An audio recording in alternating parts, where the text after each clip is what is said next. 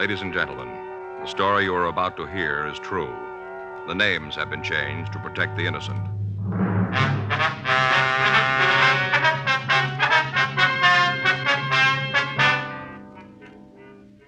You're a detective sergeant.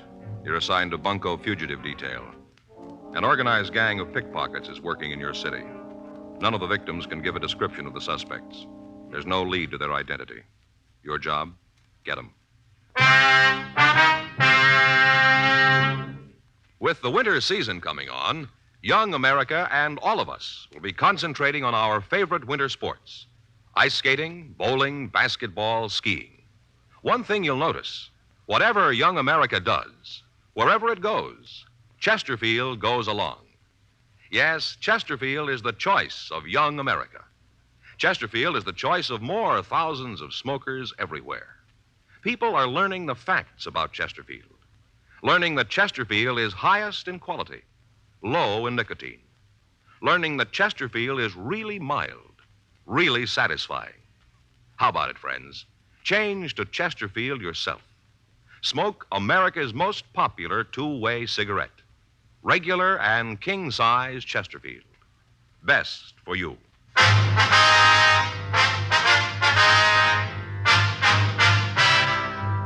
Dragnet, the documented drama of an actual crime.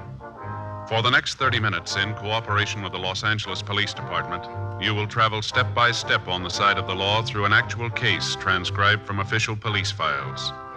From beginning to end, from crime to punishment, Dragnet is the story of your police force in action.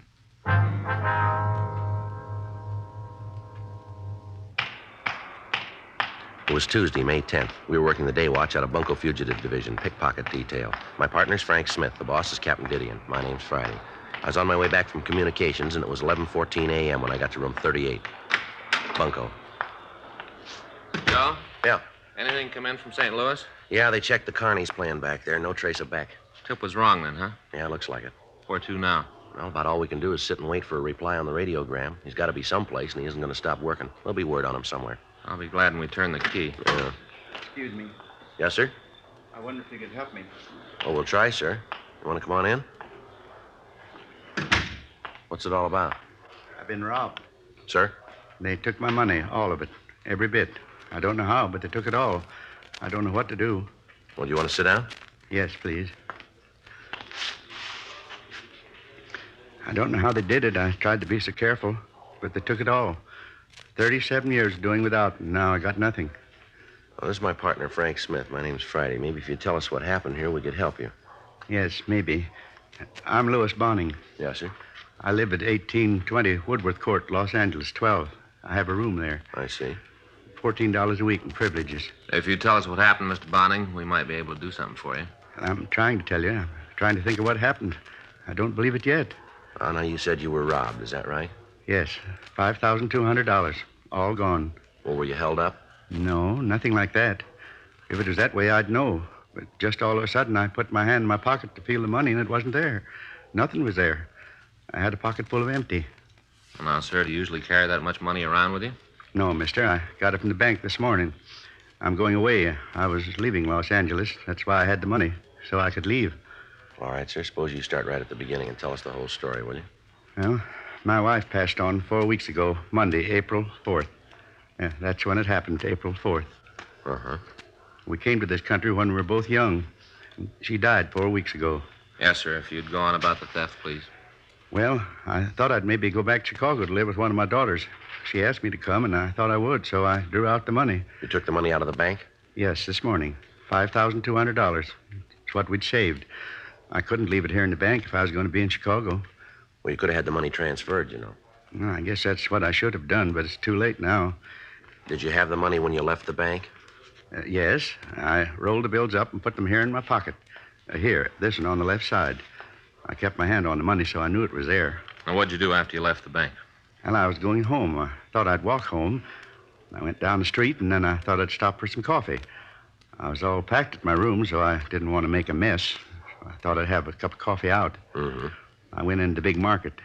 They have a coffee counter there, and I went in and sat down. All the time I kept my hand on the money. I could feel it through the pants. It was in my pocket. Yes, sir. I had the coffee, and then I went to go out of the market. As I walked through all the people, a box fell off a stack of boxes and almost hit me. I didn't think anything about it. Nobody was hurt. All the people in the market came over to me and asked if I was all right, but I said yes, I was all right. Then I went out of the market. I got on the street when I remembered about the money, and it was gone.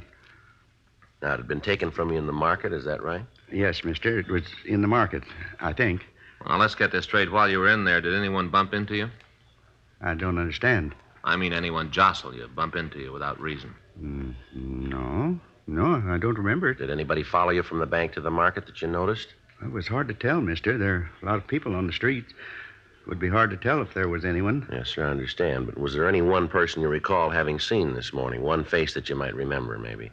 No, mister. I tried to think about it, but there's no one. I see. Do you think you'll get it back for me? Sir? The money. It makes a big difference. How's that? Before, when I had the money, I could go and live with my daughter. With the money, I could be independent.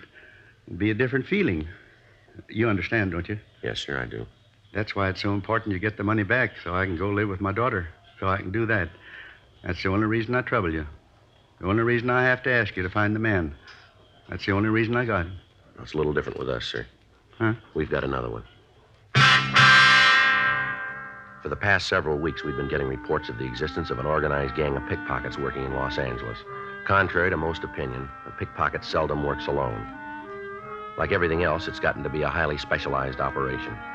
Normally, there are several men to each team. The jug mob, who usually spends his time in banks looking for the victim. The shover, who pushes or bumps the victim so his money can be taken. And the wire, who does the actual pocket picking.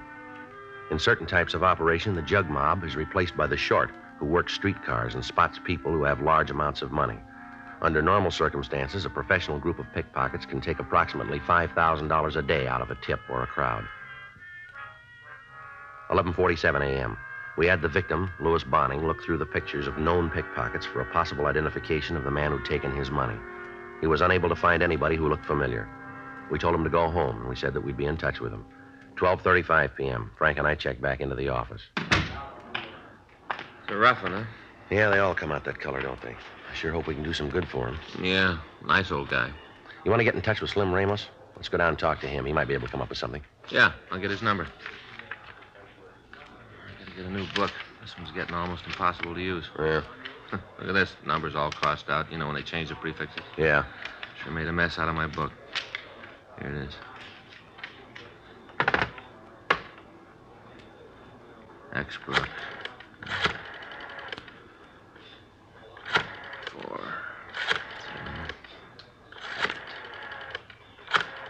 3. Slim Ramos there? Hey, Slim, this is Frank Smith. Yeah. Good. Yeah, say, Slim. Now, wait a minute. No, the reason I called you, Joe and I'd like to come down and talk to you if it's okay. You going to be there this afternoon? Uh-huh. No, nothing wrong. Just a couple of things we want to check over with you. Yeah. Okay. See you around 2:30, huh? Is that all right? Yeah. Okay. No, I know where it is. Right. See you then. He's going to be in all afternoon. Said he'd be glad to see us. Good. Maybe he's got something we can use on this thing. Well, he'll lay it out for us if he has. Well, it's the one good thing about starting with nothing in it. Yeah? We can only go one way.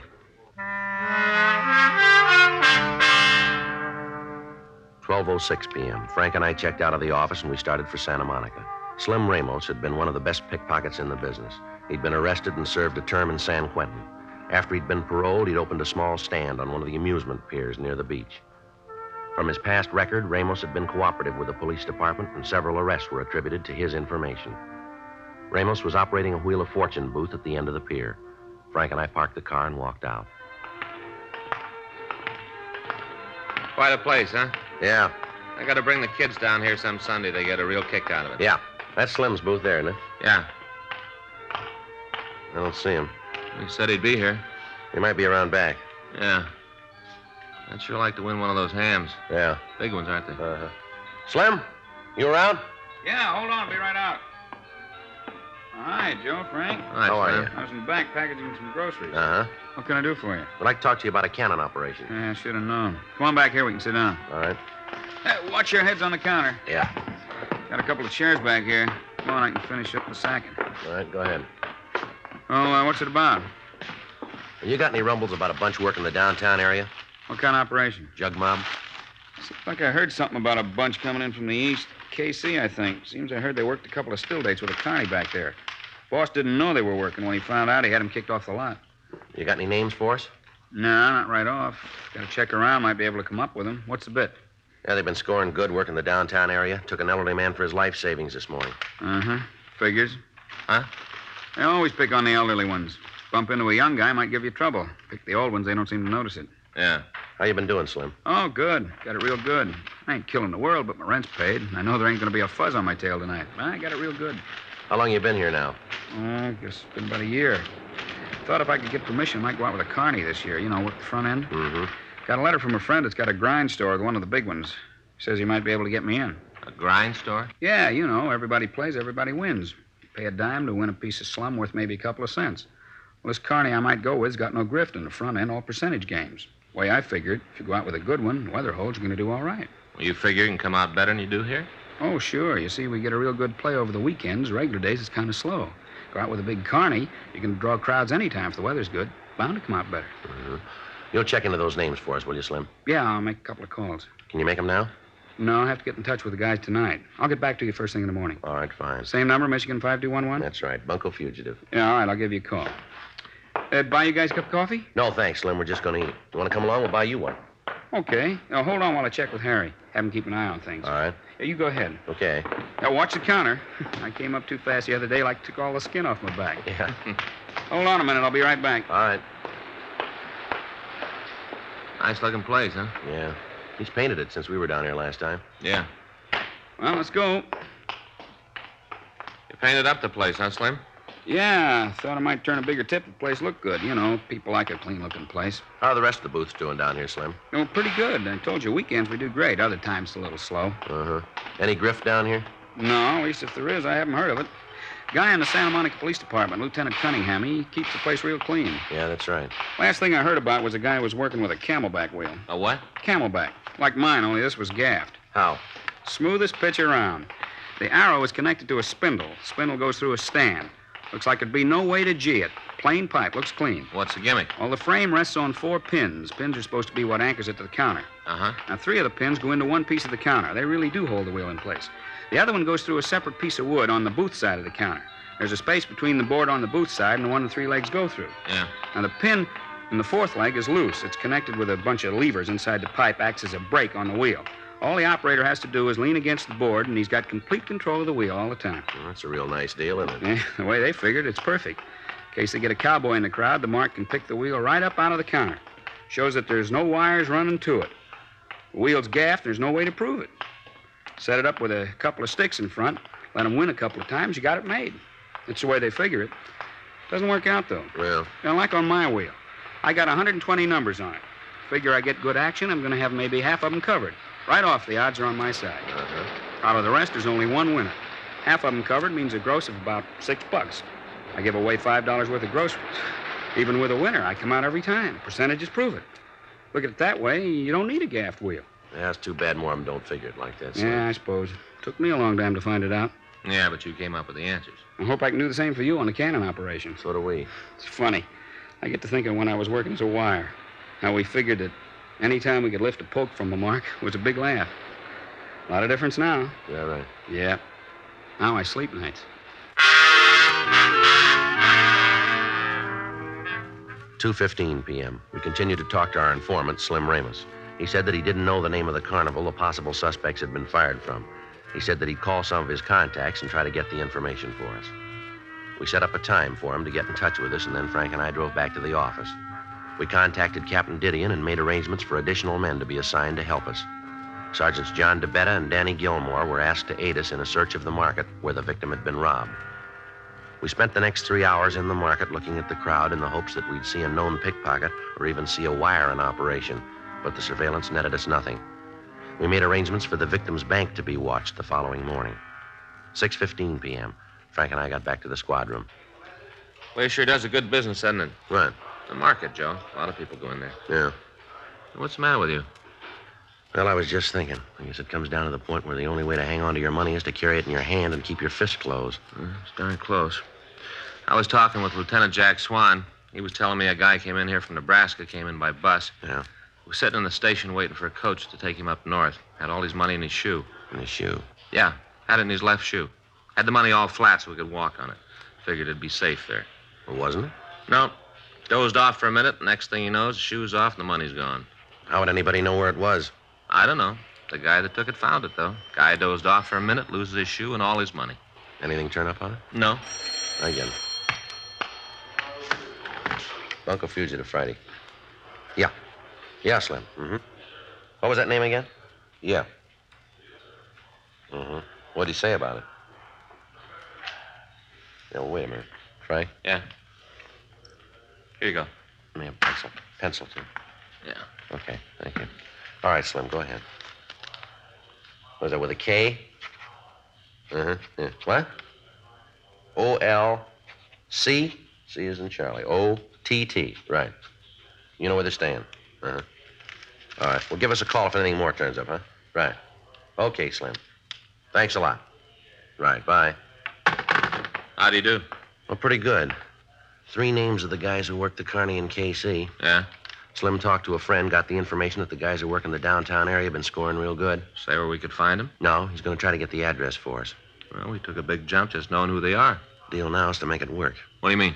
Well, Slim says his bunch is pretty hinky. They're playing it real careful. Yeah. Word's out they got 2 more big scores to make, and then they're going to leave town.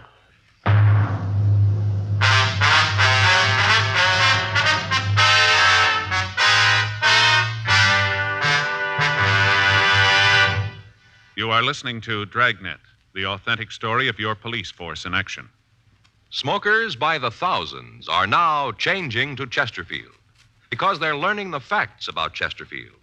Facts like these. A doctor has been examining Chesterfield smokers for 20 months, almost 2 full years now. We've just received his latest report, and it confirms again no adverse effects to the nose, throat, and sinuses from smoking Chesterfield. That's a matter of record. And so is this. Chesterfield is the only cigarette proved highest in quality, low in nicotine. Those are the facts about Chesterfield. More good reasons why Chesterfields taste so good, smoke so much milder. How about it, friends?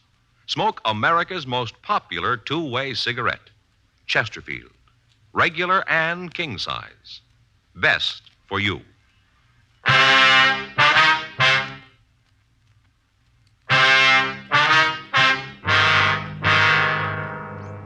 The 3 names our informant had given us were Howard Kremer, Victor Leiden, and Edward Olcott.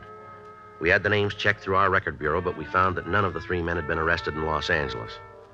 We got a radiogram off to the police department in Kansas City, the last place the trio was known to have worked. We asked that all information on the thieves be forwarded to us. We also sent a teletype to George Brereton up at Sacramento, CII, asking him to check the names for us. The following morning, Wednesday, May 11th, we got word from Kansas City that the officials there were forwarding mugshots and descriptions of the 3 men. During the day, Frank and I met with Captain Didion, and a surveillance of the downtown area banks was set up. On Friday morning, when Frank and I checked into work, a special delivery letter was waiting for us. In it, we found the records and pictures of Kremer, Leiden, and Olcott. The pictures were handed over to the photo lab, and they started to reproduce them. The descriptions were sent to the print shop, and MO sheets were made up. As soon as possible, the pictures and the bulletins were distributed to all bank guards in the area. Additional officers from Bunko Fugitive were placed in the vicinity. Frank and I maintained a rolling stakeout in the downtown area. At 9 p.m. Friday night, the banks closed, and we'd gotten no report that the thieves had worked. Local broadcasts were gotten out on the men, but there were no replies. Monday, May 16th, the plan was put into effect again. No results. Tuesday, the gang didn't work. Began to look as if they might have closed up operations in Los Angeles and moved on. Wednesday, May 18th, Frank and I came back from lunch. I'll get it. Bunko Fugitive Friday. Yes, sir. That's right. Where? Right. No, don't do anything to let them know. Right. Well, let's go. Something good? The shover, bank guard, just spotted him.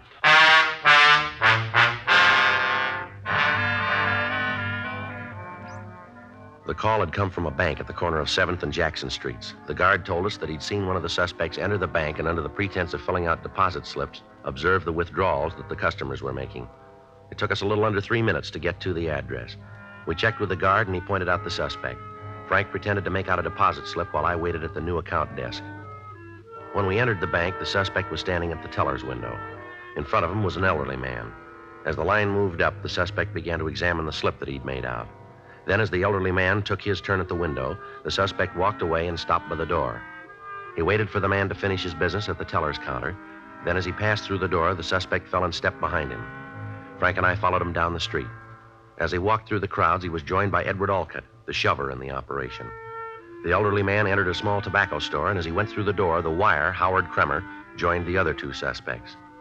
As the elderly man stood at the counter waiting to be served, the shover walked over to the magazine rack. He stood looking at the magazines for a moment, and then as he turned away, he seemingly tripped and fell against the proposed victim. Both Frank and I knew it was coming. We were watching for it, and yet we missed the actual theft. The wire moved in and removed the victim's money so fast that we couldn't see it. The shover took the wallet from the wire, and the gang was ready to move on. Frank and I stepped into him. All right, Mr. Police Officers, you're under arrest. For what? Stop dreaming. You know the route. Now, come on. Beat it. Come on, grab the knife.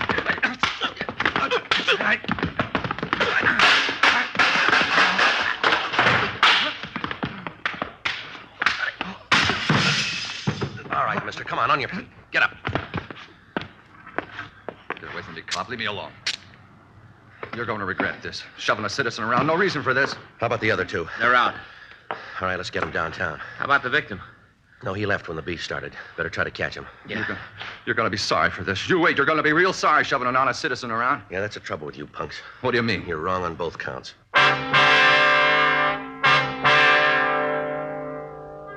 The three suspects were taken into custody and brought downtown. The victim's wallet was found on the person of Edward Alcott. It was identified by the owner and booked as evidence. 3:15 p.m. We took the wire, Howard Kremer, to the interrogation room.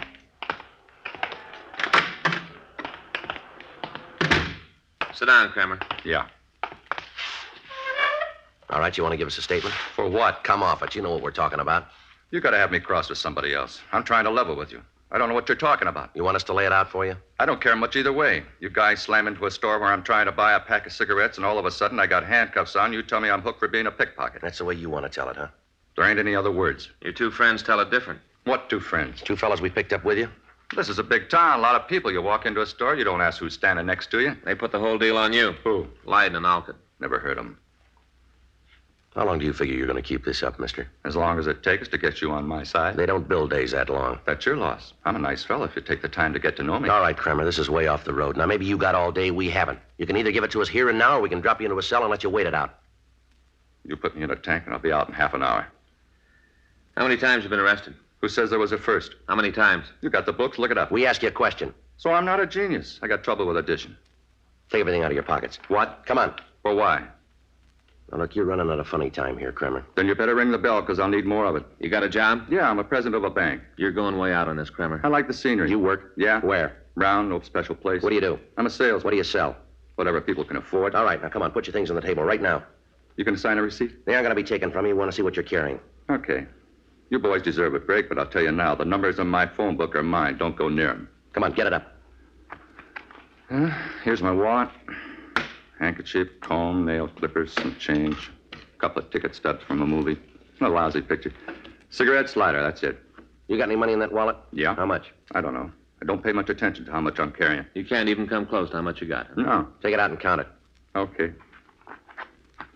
1, 2, 3. All right. Comes out to $3,700.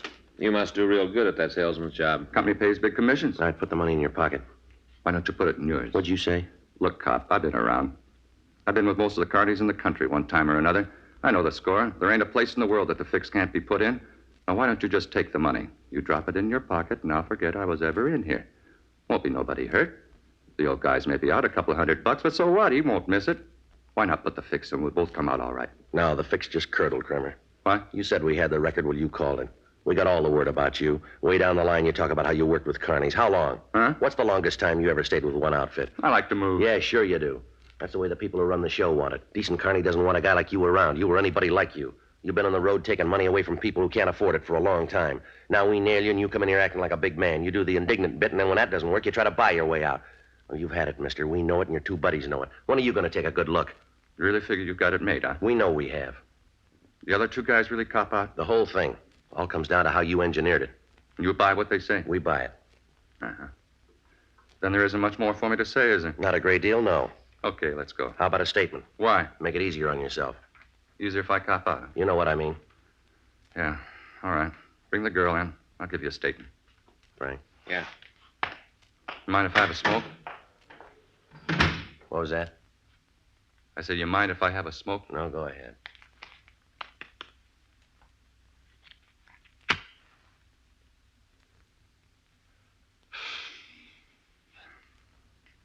Wild one, isn't it? What? Had it all down so pat. Good shover, better jug mop.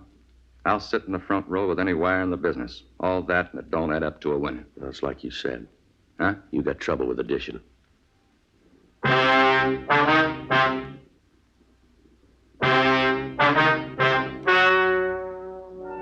The story you have just heard is true. The names were changed to protect the innocent. On September 14th, trial was held in Department 96, Superior Court of the State of California, in and for the County of Los Angeles. In a moment, the results of that trial.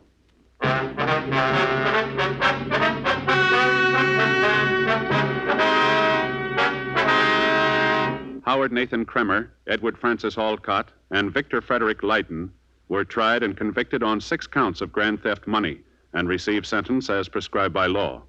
Grand theft money is punishable by imprisonment in the state penitentiary for a period of not less than 1 nor more than 10 years.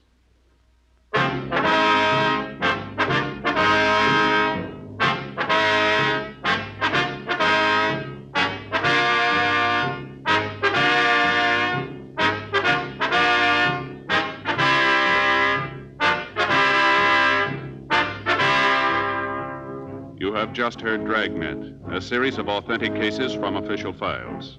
Technical advice comes from the Office of Chief of Police W.H. Parker, Los Angeles Police Department. Technical advisors Captain Jack Donahoe, Sergeant Marty Wynn, Sergeant Vance Frazier. Heard tonight were Ben Alexander, Ralph Moody, Herb Bygren. Script by John Robinson. Music by Walter Schumann. Hal Gibney speaking. Watch an entirely different Dragnet case history each week on your local NBC television station. Please check your newspapers for the day and time. Chesterfield has brought you Dragnet, transcribed from Los Angeles. Buy new Fatima, the smooth smoke with Fatima tips of perfect cork. King size for longer filtering, and Fatima quality for a much better flavor and aroma. This Christmas, give Fatima in the special Christmas carton. Cork tip and plain ends, too.